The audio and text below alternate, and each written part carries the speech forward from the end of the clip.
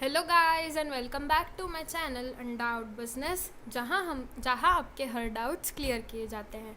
I hope कि आपकी studies अच्छी चल रही है और मेरे वीडियोस आपको आपकी स्टडी में अनडाउट स्टूडेंट होने के लिए हेल्प कर रहे हैं। तो हम कर रहे थे नोट्स ऑन ऑर्गेनाइजिंग पे डिस्कशन और इसके 2 पार्ट्स में अपलोड कर चुकी हूँ। सबसे पहले वाले वीडियो में हमने डेफिनेशन ऑफ ऑर्गेनाइजिंग डिस्कस की थी, उसके बाद हमने प्रोसेस ऑफ ऑर्गेनाइजिंग डिस्कस की थी, उसके बाद हमने इम्पोर्टेंस ऑफ ऑर्गेनाइजिंग डिस्कस किया था। फिर पार्ट बी में हमने फंक्शनल ऑर्गेनाइजेशन स्ट्रक्चर के merits, demerits, meaning and suitability के बारे में डिस्कस किया था। अब है पार्ट सी, जिसमें हम डिस्कस करेंगे अबाउट डिविजनल ऑर्गेनाइजेशन स्ट्रक्चर। हमने क्लासिफिकेशन डिस्कस किया था दोस्तों ऑर्गेनाइजेशनल स्ट्रक्चर का। So this is the second type of organisational structure. This is the second type of organizational structure, divisional organization structure, जिसके नोट्स हम अभी डिस्कस करने वाले हैं। So let's get started. हम देख लेते हैं सबसे पहले कि क्या क्या हम इस प्रेजेंटेशन में डिस्कस करने वाले हैं। सबसे पहले हम देखने वाले हैं कि आखिर डिविजनल ऑर्गेनाइजेशन स्ट्रक्चर होता क्या है। उसके बाद हम उसके मेरिट्स एंड डीमेरिट्स डिस्कस करने वाले हैं और फिर कौन सी ऐसी सिचुएशंस है जिसमें ये डिविजनल ऑर्गेनाइजेशन स्ट्रक्चर सुटेबल होता है, हम ये डिस्कस करने वाले हैं। ठीक है। So first of all let's talk about what is divisional organization structure. Divisional organization structure is a structure in which departments are created on the basis of products the company deal in. दोस्तों ये जो होता है ये create किया जाता है on the basis of the products, मतलब कि कोई भी कंपनी है, ठीक है, कोई भी कंपनी है वो किन प्रोडक्ट्स में डील कर रही है, किन प्रोडक्ट्स में डील कर रही है, उस बेसिस पे ये स्ट्रक्चर क्रिएट किया जाता है। कौन सी जगह पर, कौन सी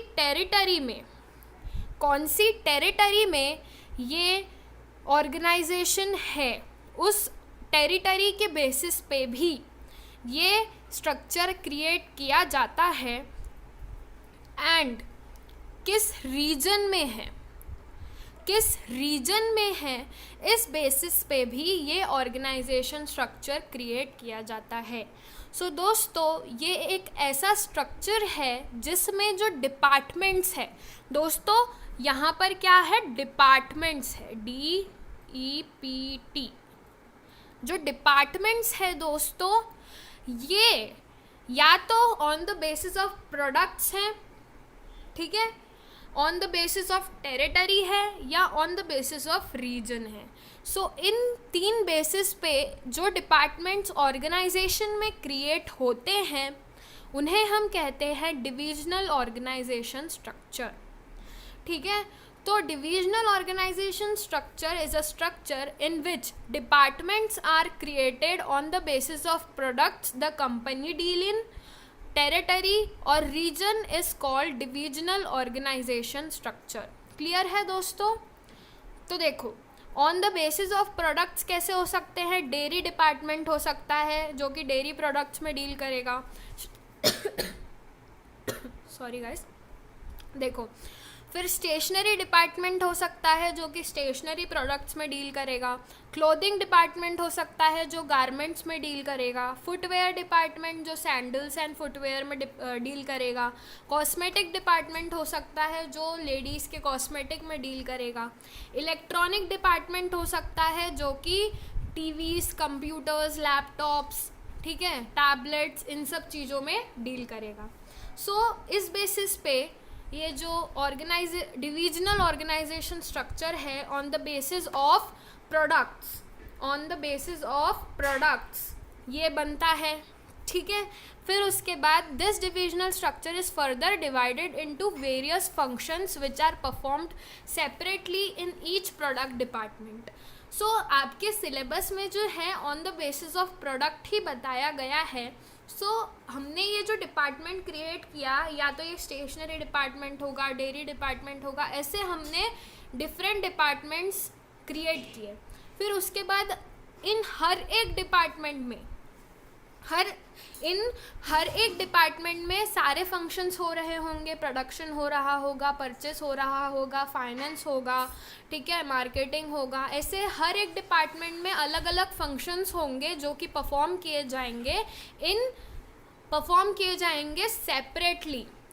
किए separately in each product department, ठीक है।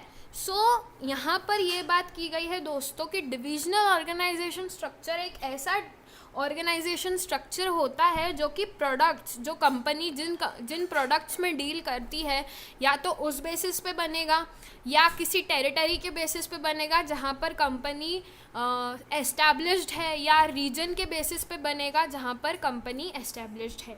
On the basis of products ये सारे हो सकते हैं जो हमने अभी डिस्कस किए, और इन प्रोडक्ट के डिपार्टमेंट में अलग अलग फंक्शंस होंगे जो कि परफॉर्म किए जाएंगे, ठीक है। तो आई होप आपको ये क्लियर है कि what is divisional organizational structure, ये हम ऑलरेडी डिस्कस कर चुके हैं। सबसे पहले आप मेरी प्लेलिस्ट पे चेक कीजिए, फिर उसके बाद इन नोट्स पे आइएगा, तो it would be easier for you. और यहाँ पर एक तरह से हम यहाँ पर रिविजन ही कर रहे हैं, ठीक है।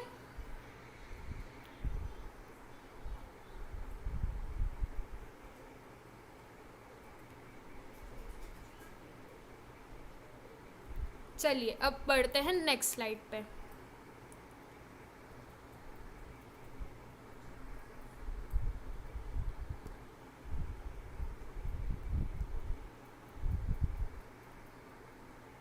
हाँ, तो अभी हमने डिस्कस किया about what is divisional organisation structure. अब हम डिस्कस करते हैं what are the merits of divisional organisation structure. आखिर क्या क्या मेरिट्स होते हैं, क्या क्या एडवांटेजेस होते हैं जब company divisional organisation structure create करके ऑपरेट करती है, ठीक है। The merits of divisional organisation structure can be summarized as follows. सबसे पहला क्या है दोस्तों, it facilitates managerial development by developing the skills related to a project. अब हर डिपार्टमेंट का एक मैनेजर होता है जो कि उस प्रोडक्ट से डील करेगा, उस प्रोडक्ट के ऑपरेशंस से डील कर रहा होगा इस ऑर्गेनाइजेशनल स्ट्रक्चर में। देखो, हर एक डिपार्टमेंट का एक मैनेजर होता है जो कि उस प्रोडक्ट के डिपार्टमेंट में वर्क कर रहा है, और उस प्रोडक्ट को सोचने से लेके, उस प्रोडक्ट के बारे में सोचने से लेकर उसे पूरा बनाने तक, एंड उसे सेल करने तक, एंड उसकी आफ्टर सेल सर्विस देने तक, सारा जो काम है वो मैनेजरियल होगा पूरा, है ना। सारा काम जो करेगा वो मैनेजर करेगा। अगर हम डिविजनल ऑर्गेनाइजेशन स्ट्रक्चर हमारी ऑर्गेनाइजेशन में लाते हैं, यहाँ पे क्या होगा दोस्तों, मैनेजर का डेवलपमेंट होगा, उससे उसकी जो स्किल्स है वो डेवलप होंगी, ठीक है दोस्तों। इट डेवलप्स मैनेजरियल स्किल्स, या it facilitates in the development of managers related to the skills of a product, ठीक है। So the second point is, it is easy to fix responsibility and accountability. These divisions work independently, so their divisional heads are responsible for their outcome and results. देखो दोस्तों, हमने functional organization structure के notes discuss करते time ये discuss किया था कि क्या होता है, जो फंक्शंस होते हैं वो इंटर रिलेटेड होते हैं। इनके इंटरडिपेंडेंस के कारण क्या होता है, हम किसी को भी रिजल्ट्स के लिए अकाउंटेबल नहीं फिक्स कर सकते। We can not blame any one in that functional organization structure. लेकिन जब हम डिविजनल ऑर्गेनाइजेशन स्ट्रक्चर की बात करते हैं तो ये तो अलग अलग प्रोडक्ट्स के लिए बनते हैं, और ये लोग इंडिपेंडेंटली काम करते हैं। तो इंडिपेंडेंटली काम करने की वजह से हम किसी एक डिवीज़न को दूसरे डिवीज़न में ब्लेम नहीं कर सकते। यहाँ पे कोई भी ब्लेमिंग नहीं होती है। तो हम लोग किसी की भी अकाउंटेबिलिटी एंड किसी की भी रिस्पॉन्सिबिलिटी ईजीली फिक्स कर सकते हैं। और यहाँ पर जो हेड्स होते हैं डिपार्टमेंट के, वो अपने रिजल्ट्स के लिए रिस्पॉन्सिबल होते हैं। यहाँ पर हम लोग किसी को भी ब्लेम नहीं करते हैं। इसीलिए divisional organisation structure is advantageous for the organisation. ठीक है, so it is easy to fix responsibility and accountability, क्योंकि these divisions are independent, so their divisional heads are responsible for their outcome and results. Clear है दोस्तों? So the third point is no delay in decision making. अब ये जो divisions होते हैं ये independent होते हैं, इनके फंक्शंस भी अलग अलग होते हैं, इनके वर्किंग भी सारी अलग अलग होती है। सो यहाँ पे क्या होता है, एक प्रोडक्ट से रिलेटेड जो भी डिसीज़न लेना होता है, जो भी प्रोडक्ट में डिपार्टमेंट डील कर रहा है उससे रिलेटेड उन्हें जो भी डिसीजंस लेने होते हैं वो हम they can take much faster decisions. अगर हम डिविजनल ऑर्गेनाइजेशन स्ट्रक्चर के लिए जाते हैं तो they can take much faster decisions when they opt for divisional organisation structure. क्योंकि एक तो जो मैनेजर्स होते हैं उनमें एक फ्लेक्सिबिलिटी होती है कि वो अपने हिसाब से अपने तरीक़ों से डिसीजंस ले सकते हैं। यहाँ पर उन्हें किसी की भी कंसल्टेशन की ज़रूरत नहीं होती है, बस उनके डिपार्टमेंट के लोग होते हैं जो इस डिसीज़न मेकिंग में पार्ट लेते हैं, पार्टिसिपेट करते हैं। So no delay in decision making due to flexibility in the operation of various divisions, decision making is much faster in this type of organisational structure. So इस type of organisation structure में क्या होता है, decisions काफ़ी जल्दी लिए जा सकते हैं। ठीक है दोस्तों, हो रहा है क्लियर? सिंपल है नोट्स। आप इसको PDF में भी ले सकते हैं, मैं इसकी लिंक आपको डिस्क्रिप्शन बॉक्स में दे दूँगी। ठीक है, सो वहाँ से आप इसके एक हार्ड कॉपी भी ले सकते हैं। सो जब एग्ज़ाम आएगी तो आप मेरे इस हार्ड कॉपी को या इस वीडियो को आप वापस देख लीजिएगा तो आपको ईजी हो जाएगा याद करने में।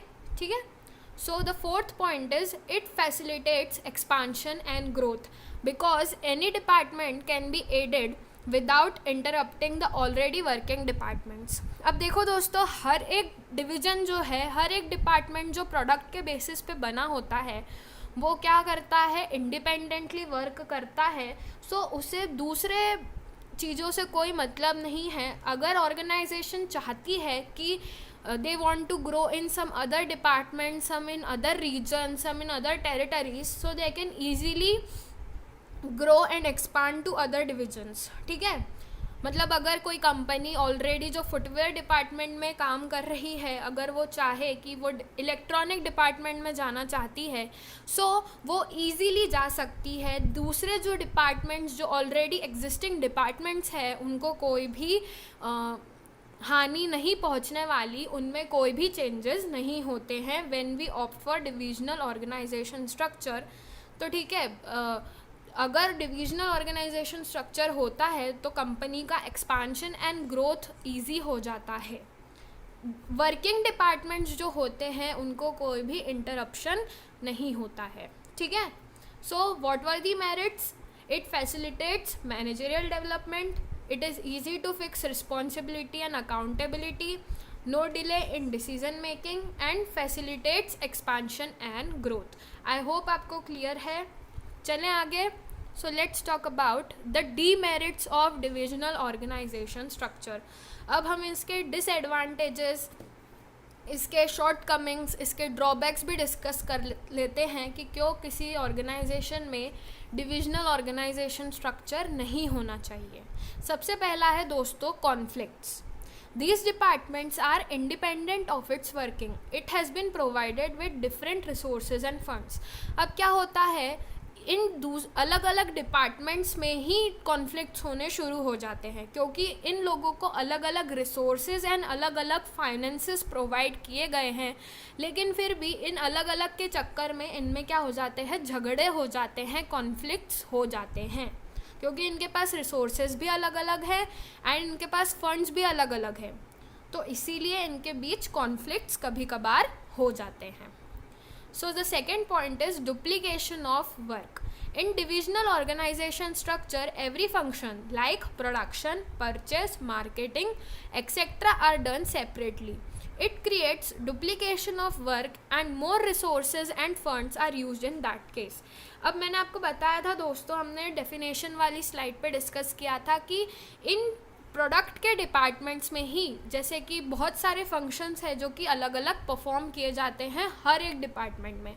अब हर एक डिपार्टमेंट में प्रोडक्शन होगा, परचेस होगा, मार्केटिंग होगा, फिर दूसरा एक डिपार्टमेंट होगा जिसमें ये सारे फंक्शंस होंगे, फिर तीसरा एक डिपार्टमेंट होगा जिसमें ये सारे फंक्शंस होंगे.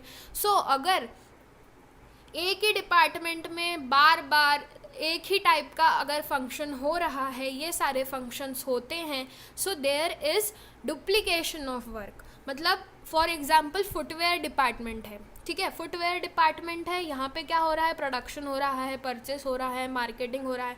वैसे ही स्टेशनरी डिपार्टमेंट है, वहाँ पे भी प्रोडक्शन हो रहा है, परचेस हो रहा है, मार्केटिंग हो रहा है. सो ये सब क्या हो रहा है, डबल बार हो रहा है. There is duplication of work. एक ही काम को डबल बार किया जा रहा है, बस डिफरेंट डिपार्टमेंट्स है, डिफरेंट प्रोडक्ट डिपार्टमेंट है. सो यहाँ पे क्या हो रहा है, इनके पास जो रिसोर्सेज है, ऑर्गेनाइजेशन के पास जो रिसोर्सेज है और जो फंड्स है वो भी ज़्यादा यूज़ हो रहे हैं and there is duplication of work. ठीक है दोस्तों, क्लियर है ये point. So the third point is misuse of authority. अब जो मैनेजर्स होते हैं इन डिपार्टमेंट्स के, उनको अलग फ्रीडम एंड फ्लेक्सिबिलिटी होती है कि वो किस तरह का डिसीज़न ले सकते हैं एंड क्या उनके पास स्किल्स है, क्या उनकी पावर्स है, ये सब उनके पास एक फ्रीडम होता है काम करने का. लेकिन कभी कभी क्या होता है दोस्तों, ये जो पावर्स होती है इनके पास, कभी कभी ये मिसयूज़ भी की जा सकती है. ठीक है, तो आई होप आपको क्लियर है कि कभी कभी जब डिविजनल ऑर्गेनाइजेशन स्ट्रक्चर होता है, इन मैनेजर्स के पास अपनी पावर्स एंड रिस्पॉन्सिबिलिटीज़ होती है, तो कभी कभी ये पावर्स जो है ये मिसयूज़ की जा सकती है. क्लियर है दोस्तों, इसीलिए डिविजनल ऑर्गेनाइजेशन स्ट्रक्चर नहीं होना चाहिए. क्यों? क्योंकि सबसे पहले तो कॉन्फ्लिक्ट्स होते हैं, फिर एक ही काम को बार बार किया जाता है, there is duplication of work and authority can also be misused. Now the fourth point is focus on their own divisional performance. अब ये जो मैनेजर्स होते हैं, ये ओवरऑल ऑर्गेनाइजेशनल गोल जो होता है, ओवरऑल ऑर्गेनाइजेशनल गोल जो होता है उस पर बिल्कुल भी फोकस नहीं करते हैं. अपने डिपार्टमेंट के, अपने डिवीज़न के ही परफॉर्मेंस पे फोकस करते हैं. इसीलिए भी डीमेरिट है ये डिविजनल ऑर्गेनाइजेशन स्ट्रक्चर का. आई होप आपको 4 पॉइंट्स क्लियर है दोस्तों. चलिए, now we will talk about the suitability of divisional organisation structure. अब ऐसी कौन सी सिचुएशंस हैं जहाँ पर ये ऑर्गेनाइजेशनल स्ट्रक्चर सुटेबल होता है. सबसे पहले, when organization is working at large scale and dealing in a variety of products using different resources. एक तो different resources है उनके पास, और एक big scale पे, large scale पे ये लोग perform कर रहे हैं and variety of products में deal करते हैं. For example दोस्तों, बिग बाज़ार है, बिग बाज़ार में क्या होता है, उनके पास ग्रोसरी डिपार्टमेंट होता है, उनके पास चिल स्टेशन होता है जहाँ पे ये लोग डेयरी प्रोडक्ट सेल करते हैं, दूध वगैरह, है ना. फिर उसके बाद एक होता है अपना क्लोथिंग डिपार्टमेंट होता है बिग बाज़ार में, एक स्टेशनरी डिपार्टमेंट होता है. सो ये सारी जो कंपनीज़ होती है, दिस वाज एन एग्जांपल, ये सारी जो कंपनीज़ होती है जो कि लार्ज स्केल पे डील कर रही है, वैरायटी ऑफ प्रोडक्ट्स में डील कर रही है, और उनके पास अलग अलग रिसोर्सेज की उन्हें रिक्वायरमेंट है, तब ये डिविजनल ऑर्गेनाइजेशन स्ट्रक्चर सुटेबल होगा. फॉर एग्जांपल दोस्तों, टाटा भी बहुत सारे प्रोडक्ट्स में डील करता है, ऑटोमोबाइल, ज्वेलरी, ठीक है, एंड सॉल्ट है उनका, टाटा सॉल्ट, उनके मसाले हैं. तो ऐसे बहुत सारी चीज़ें हैं जो ये बड़ी बड़ी कंपनीज़ होती हैं and who are working at a large scale, उनको इस डिविजनल ऑर्गेनाइजेशनल स्ट्रक्चर की रिक्वायरमेंट होती है. फिर जिनके ग्रोथ प्रॉस्पेक्ट्स आए हैं, मतलब उनको ऐसा लगता है कि फ्यूचर में वो बहुत ग्रो कर सकते हैं, ठीक है, जो कंपनीज़ को ऐसा लगता है कि फ्यूचर में उनके कुछ ग्रोथ की अपॉर्चुनिटीज़ है उनके पास, उनके लिए भी ये डिविजनल ऑर्गेनाइजेशनल स्ट्रक्चर अच्छा होता है। क्योंकि दोस्तों यहाँ पर हमने पढ़ा था एक मेरिट कि ये दूसरे डिपार्टमेंट्स को बिना इंटरप्ट करे ही अपने बिजनेस को एक्सपांड कर सकते हैं। तो दोस्तों यहाँ पर क्या है, इनके ग्रोथ प्रोस्पेक्ट्स अगर ज़्यादा हैं, हाई हैं, अगर उनको लगता है उनके पास बहुत सारी अपॉर्चुनिटीज़ हैं, तो तब ये डिविजनल ऑर्गेनाइजेशनल स्ट्रक्चर सूटेबल होता है। और जब उनको डाइवर्स प्रोडक्ट्स में और रीजन्स में डाइवर्सिफाई होना है, एक्सपांड होना है, ग्रो करना है, तब this is suitable for the organization. So thanks for watching my video. Please like, comment, subscribe and share my videos. Please subscribe to my channel for more videos. Thank you for watching.